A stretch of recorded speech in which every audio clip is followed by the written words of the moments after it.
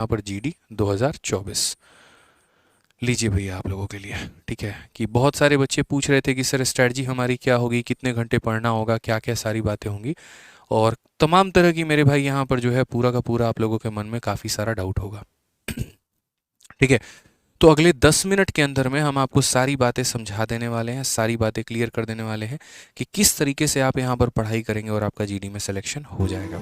तो वीडियो को शुरू से लेकर लास्ट तक देखिएगा और चैनल को सब्सक्राइब और वीडियो को लाइक ज़रूर करिएगा। तो सबसे पहले अगर हम बात करते हैं जीडी 2024 के बारे में, तो देखिए आपके पास में मेरे भाई एक बहुत ही लिमिटेड टाइम है, और ये लिमिटेड टाइम में आप यहाँ पर ये नहीं कर सकते हैं कि हमें यहाँ पर ऐसा नहीं है कि आपके पास 1 साल मिल गया, 1.5 साल मिल गया, जैसे जितना सीजल वालों को समय मिला है। अब ये जो लिमिटेड टाइम है यहाँ पे, तो इसी लिमिटेड टाइम के अंदर में अपने आप को थोड़ा बेहतर भी साबित करना है।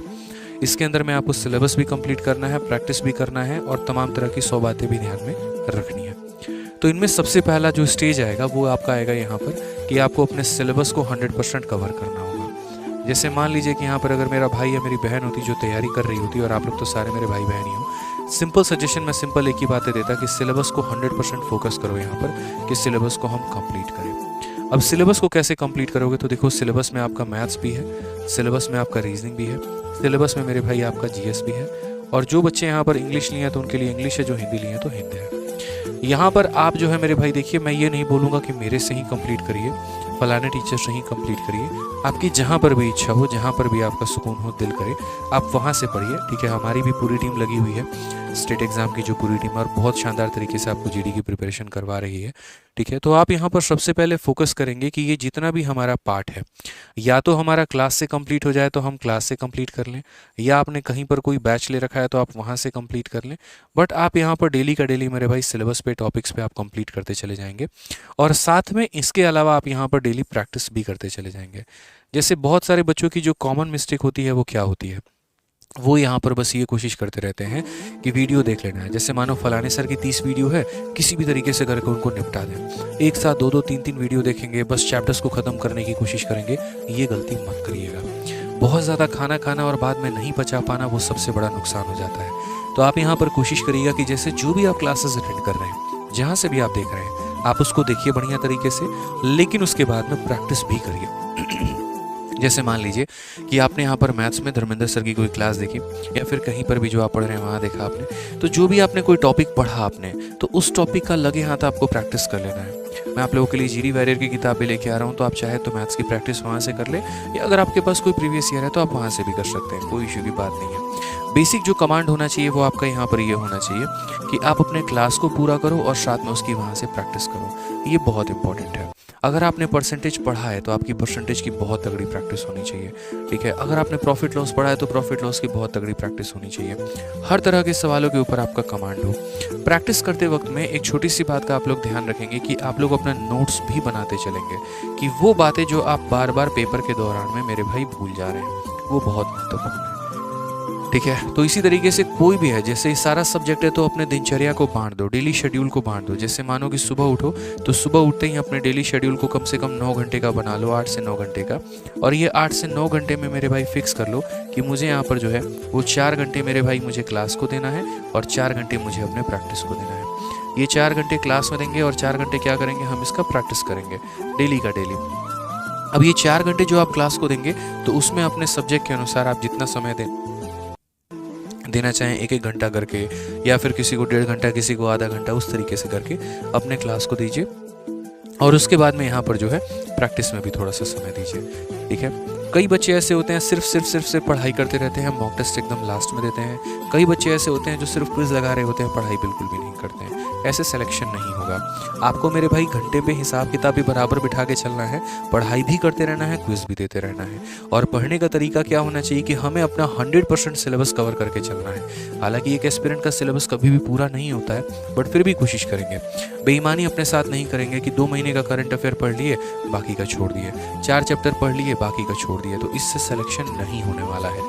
ठीक है, जितने टॉपिक से पूरा करिए, सिर्फ आप नहीं पूरा भारत पेपर दे रहा है, समझ रहे हैं। लाखों की संख्या में बच्चे तैयारी कर रहे हैं, लेकिन वैकेंसी लाखों की संख्या में नहीं है, चंद हज़ार वैकेंसी है। तो इसीलिए हम आपसे इतना बोलना चाहेंगे यहाँ पर कि मेरे भाई अपना पूरा दिन को 2 भागों में बांटो, एक क्लास भी लेना है और एक प्रैक्टिस भी करना है। अब जैसे मानो आप इतना करते चले गए, आपने अपना डेली रूटीन बना लिया और डेली रूटीन में यहाँ पर जो है आपने फिक्स कर लिया कि यहाँ पर जो है भाई मुझे इस सब्जेक्ट पे इतना फोकस करना है, इस सब्जेक्ट पे मुझे इतना टाइम देना है, ठीक है। अब वो डेली रूटीन के बाद में यहाँ पर क्या करोगे, डेली रूटीन में आपकी क्लास भी हो गई, डेली रूटीन में आपका प्रैक्टिस भी हो गया। उसके बाद में स्पेशल थोड़ा सा फोकस करके चलना है यहाँ पर स्टैटिक जीके वाले पार्ट में। स्टैटिक जीके के हो सकता है तो जितने क्विज हो सकते हैं उतने पॉसिबल क्विज लगाओ। जैसे मान लो अगर आपको कहीं टेलीग्राम पर क्विज मिल जाता है वहाँ लगा लो, कोई एप्लीकेशन पर क्विज मिल जाता है वहाँ लगा लो, कोई किताब में क्विज मिल जाता है तो वहाँ लगा लो। लेकिन कोशिश करो कम से कम रोज़ के रोज़ मेरे भाई यहाँ पर 100 सवालों का क्विज लगाने का, ठीक है।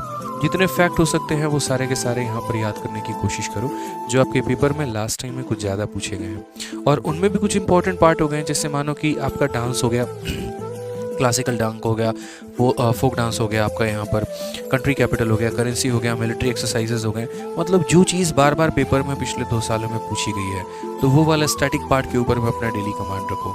ऐसा बिल्कुल भी नहीं करेंगे एक ही दिन बैठेंगे और यहाँ पर जो है, ठीक है, पूरा का पूरा मेरे भाई पूरे साल का जो है वो याद करेंगे हम, ऐसा नहीं होगा।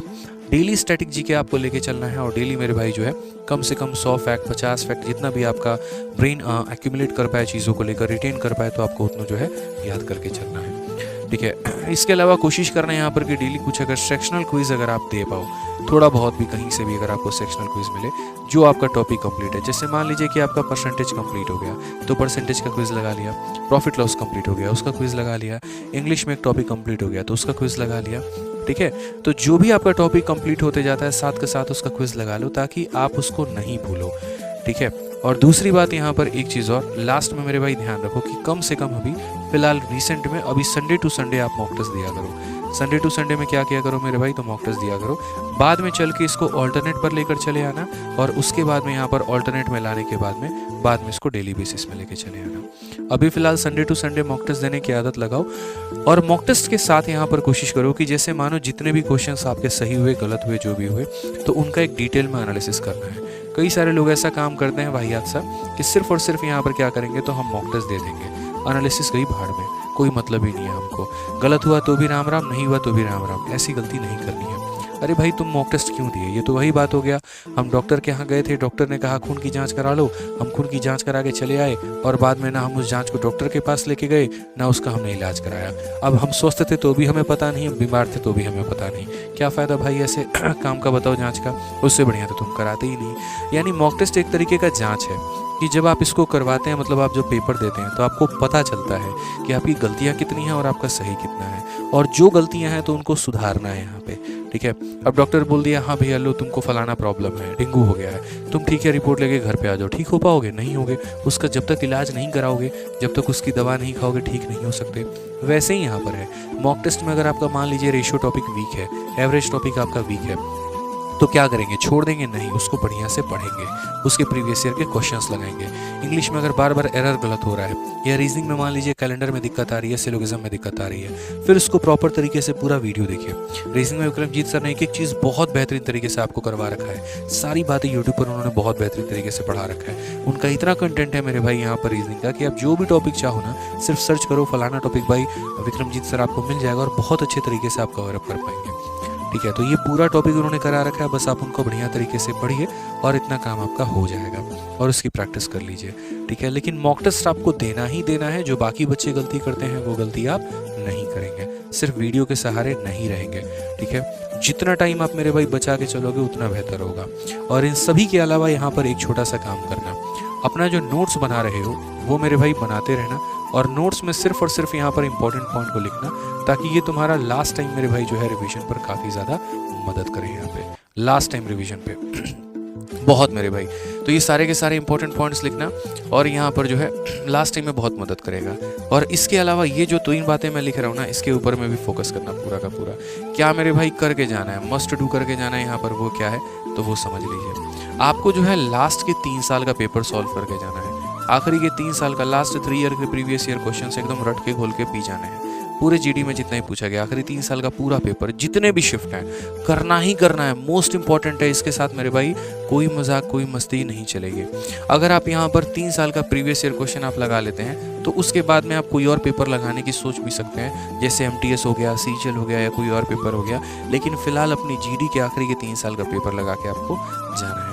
उसी तरीके से यहाँ पर लास्ट के 6 महीने का करंट अफेयर जो है वो आपको एकदम करके ही जाना है, ये भी बहुत ज़रूरी है। लास्ट के 6 मंथ का करंट अफेयर ये भी बहुत ज़रूरी है। उसके अलावा कम से कम मैं मिनिमम बता रहा हूँ 50 मॉक टेस्ट आपको देने ही देने हैं, और 50 मॉक टेस्ट देने के अलावा इसका डिटेल वे में एनालिसिस भी करना है, ये मेरे तरफ से फिक्स है। टारगेट बना लो मेरे भाई कि यहाँ पर अपने पेपर के पहले में हम 50 मॉक टेस्ट देंगे, किसी भी हाल में देंगे, ये फिक्स कर लो यहाँ पर। क्लियर है ये बात यहाँ पे? तो आखिरी के 3 सालों का प्रीवियस ईयर क्वेश्चन, आखिरी के 6 महीने का करंट अफेयर और कम से कम 50 मॉक टेस्ट और उसका डिटेल एनालिसिस, ये फिक्स कर लीजिए, लिख लीजिए कि आपको इतना करना है। ठीक है सर, जीडी वॉरियर कब आएगी? मेरे भाई 1 हफ्ते के अंदर मैं आपको जीडी वॉरियर और यूपी कांस्टेबल का जो किताब है